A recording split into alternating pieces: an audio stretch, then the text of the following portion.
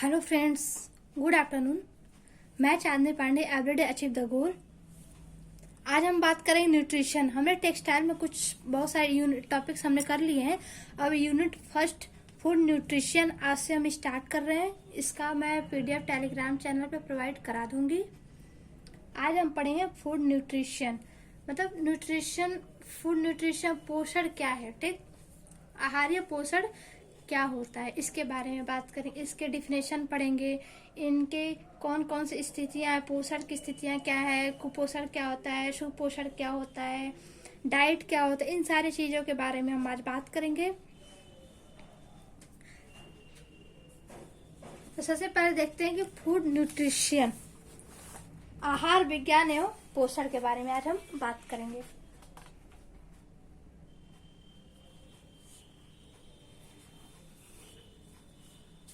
पोषण एक ऐसी प्रक्रिया है जिसमें हमारे द्वारा ग्रहण किए गए भोजन का पाचन, अवशोषण, परिवहन और प्रयोग उत्सर्जन होता है। मतलब प्रक्रिया है जो हमारे शरीर से अंदर जाता है और सारे फंक्शन को काम करते हुए, ग्रहण करते हुए क्या करता है, निष्कासित करता है।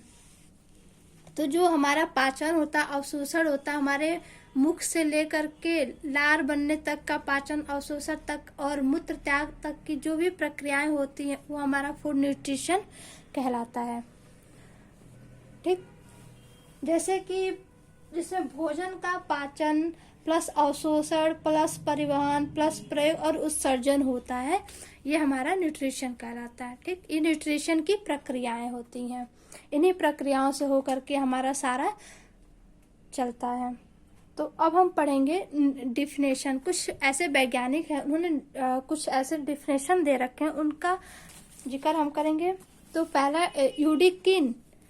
उडकिन के अनुसार पोषण को मनुष्य एवं उनके भोजन के बीच का संबंध बताया गया है। क्यों बताया गया? भोजन, मनुष्य और भोजन के बीच में क्या संबंध होता है कि जो मनुष्य है उसका संबंध भोजन से है, क्योंकि भोजन अगर वो नहीं ग्रहण करेगा तो उसकी जो बॉडी का फंक्शंस है, एक एक फंक्शंस काम स्लो करते हैं। कुछ ऐसे फंक्शंस हैं जिसके भोजन ग्रहण न करने की वजह से खराब भी हो सकते हैं। इसलिए हमारे मनुष्य के जीवन के लिए भोजन अति आवश्यक हो गया। नेक्स्ट हमारा एस मुदाम्बी के द्वारा, ये हमारे एक राइटर हैं एस मुदाम्बी, इनके द्वारा इन्होंने कहा है, विभिन्न पौष्टिक तत्वों का अध्ययन, उनके कार्य, भोज्य स्रोत तथा मानव कल्याण पर प्रभाव ही पोषण कहलाता है। मतलब जितने भी पौष्टिक तत्व होते हैं, जैसे कि हमारा जितने भी पौष्टिक तत्व में फल, सब्जी, हरी सब्जियां हो गई, मांस, मछली, जितने भी पौष्टिक तत्व हैं उनका अध्ययन, उनके कार्य, उनके जो भी फंक्शंस कार्य करते हैं, और भोजन स्रोत, जो भी भोजन के स्रोत है, मांस, मछली, सोयाबीन, ये सारे जितने भी स्रोत है, ये सब मानव कल्याण के लिए क्या है, प्रभावित है। ये सारे स्रोत के अगर हम अपने शरीर में ग्रहण करते हैं, खाते हैं सही तरीके से, दिनचर्या में इसे हम अपने शामिल करते हैं, तो हमारा शरीर क्या रहेगा, स्वस्थ रहेगा और हर एक इंसान अपने जीवन में खुशहाल जीवन व्यतीत करेगा। तो इस तरह से आप समझ सकते हैं कि न्यूट्रिशन हमारे मानव जीवन के लिए कितना इम्पोर्टेंट है। और आज के टाइम में न्यूट्रिशन खराब होता जा रहा है। लोग फूड जंक्शन जितनी भी चीज़ें खा रहे हैं, ये बहुत ही खतरनाक है, जिसकी वजह से हमारे पेट में जा कर के हमारे मेटाबॉलिज्म को खराब कर रही है, हमारे आमाशय को खराब कर रही है। जो पाचन क्रियाएं हो रही हैं, पाचन क्रियाएं स्लो हो जा रही हैं, जिसकी वजह से अनेकों बीमारियां उत्पन्न हो रही हैं।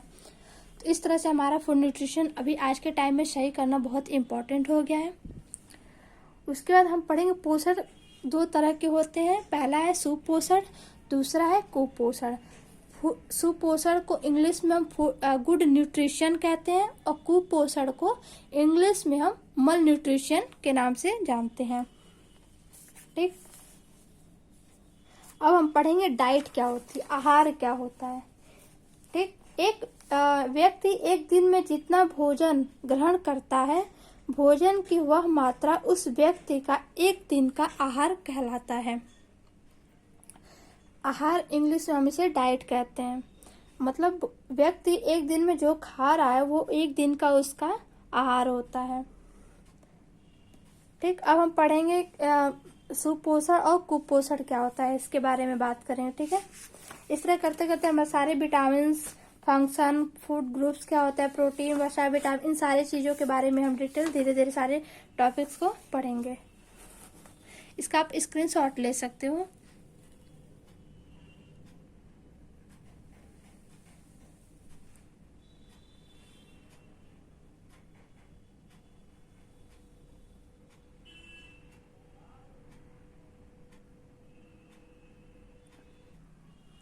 फ्रेंड्स, तो आप देख पा रहे होंगे कि फूड न्यूट्रिशन को हमने किस तरह से एक एक भाग में बांटा हुआ है। इस तरह से आपको याद करने में आसानी भी होगी कि फूड न्यूट्रिशन के 2 टाइप्स हैं, सुपोषण और कुपोषण। गुड न्यूट्रिशन, दूसरा मल न्यूट्रिशन। तो मल न्यूट्रिशन को भी हम 3 भागों में बांटते हैं। पहला है अति पोषण, अल्प पोषण, संतुलित। अति पोषण जो होता है, ओवर न्यूट्रिशन, अधिक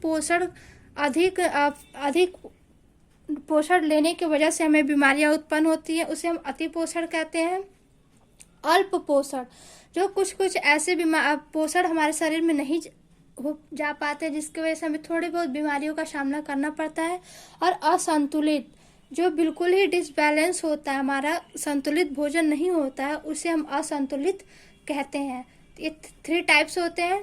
फिर अति पोषण को हम 2 तरह से करते हैं। जैसे हमारा अधिक भोजन, अधिक मात्रा में प्रोटीन, कैल्शियम, ये सारी चीज अधिक मात्रा में जब खाने लगते हैं तो वो हमारा मोटापा का शिकार हो जाता है और विषाक्तता का शिकार हो जाता है, जिसकी वजह से मोटापा में हमारा कार्बोज प्लस वसा होता है, विषाक्तता में विटामिन प्लस खनिज होती है। इन सारी चीजों के अधिक सेवन से हमारा अति पोषण होता है। दूसरा हमारा अल्प पोषण। प्राथमिक और द्वितीय 2 तरह का अति पोषण, अल्प पोषण होता है। जिसमें हमारा द्वितीयक जो होता है उसमें हमें क्वाशियोरक और मरासमस, ये 2 रोग देखने को मिलता है। तो ये क्वाशियोरकर और मरासमस यहाँ से हर साल एग्जाम में पूछता है कि क्वाशियोरकर किस में पाया जाता है, किस प्रोटीन में पाया जाता है। सारी चीजें यहाँ से बहुत सारे क्वेश्चन बनते हैं। तो जो क्वाशियोरकर होता है वो, एक सेकेंड,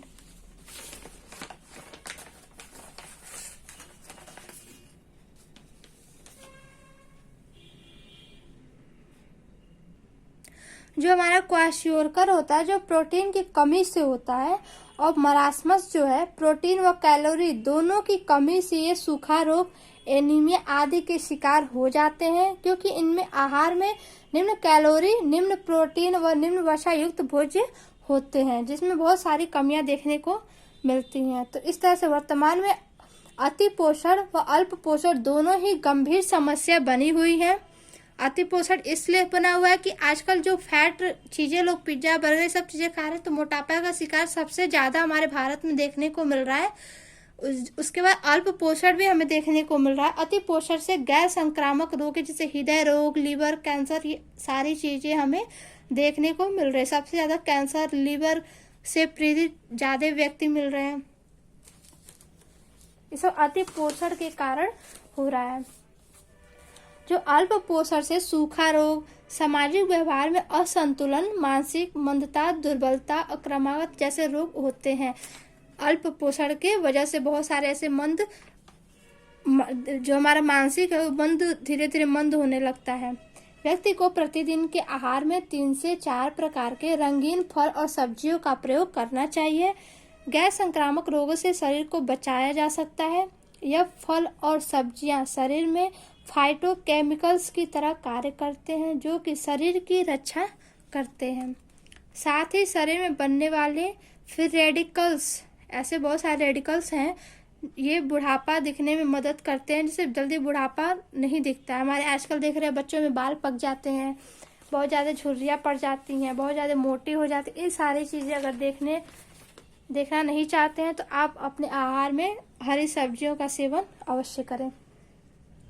यह फ्री रेडिकल्स वह तत्व होते हैं जो कि हमारे शरीर में होने वाली अनेक प्रक्रियाओं के परिणाम स्वरूप उत्पन्न हो जाते हैं। जो एलिमेंट तत्व होते हैं, जो हमारे छोटे छोटे शरीर में ऐसे तत्व होते हैं जो कि व्यक्ति को बूढ़ा बनाने में मददगार करता है, अहम भूमिका भी निभाता है। यदि फल सब्जियों का प्रयोग किया जाए तो उससे पाए जाने वाले फाइटोकेमिकल्स ऐसे होते हैं जो हमारे शरीर में लड़ते हैं और इन सारी कमियों एलिमेंट तत्वों को दूर करते हैं, जिससे हमारा त्वचा चमक युक्त और सौंदर्य बना रहता है। तो इसलिए हमारे शरीर में इन सारी चीज़ों का सेवन अगर आप बैलेंस बनाकर चलते हैं तो बहुत ही अच्छा होगा। यहाँ से क्वेश्चन बहुत बनता है कि ये क्या होता है। जो असंतुलित आहार है ग्रहण करने के बाद व्यक्ति धीरे धीरे कुपोषण का शिकार होता जाता है। यह स्थिति जब गंभीर अवस्था में आ जाती है तो कुछ लक्षणों को प्रदर्शित करती है। लक्षण दो तरह के होते हैं, पहला तो संतुलित और दूसरा असंतुलित। तो जो संतुलित है वो बहुत ही सामान्य होता है, जैसे कमजोरी, मोटापा, बहुत सामान्य लक्षण देखने को मिलते हैं। ठीक है। असंतुलित प्राथमिक और द्वितीयक दोनों होते हैं। तो प्राथमिक होता है उसमें बहुत ही सामान्य लक्षण देखने को मिलते हैं, द्वितीयक में ज्यादा देखने को मिलते हैं, जैसे कि प्रथम स्तर के लक्षण का प्रभाव ज्यादा हो जाता है और खुल के बीमारी व उसके लक्षण प्रदर्शित होने लगते हैं। बीमारी अपने चरम पर पहुंच चुकी होती है जब उपचार और बचाव मुश्किल होता है। यदि प्राथमिक स्तर पर ही रोगों के बचाव के उपाय इलाज सही तरीके से हम घर पे अगर कर ले तो हम बीमारी से बच सकते हैं, लेकिन अगर दूसरी स्थिति पर पहुंच जाती है तो हमारे हाथ में नहीं होती, जिसे हम अपने न्यूट्रिशन के माध्यम से हम उसे ठीक नहीं कर सकते, जिसकी वजह से हमें डॉक्टर के पास जाना पड़ता है। तो आप ये स्थिति ही ना पैदा करें जिसकी वजह से हमें द्वितीय बीमारी का सामना करने, हम प्रथम लक्षण में ही हम सारी चीज़ों का उपचार प्रारंभ कर देना चाहिए। वर्तमान समय में उच्च आय वर्ग वाले बीमारियों में अतिपोषण की समस्या देखने को मिल रही है, क्योंकि सबसे ज़्यादा अमीर लोग होते हैं जो मोटापा का शिकार होते हैं, बहुत ज़्यादा जो खाते हैं।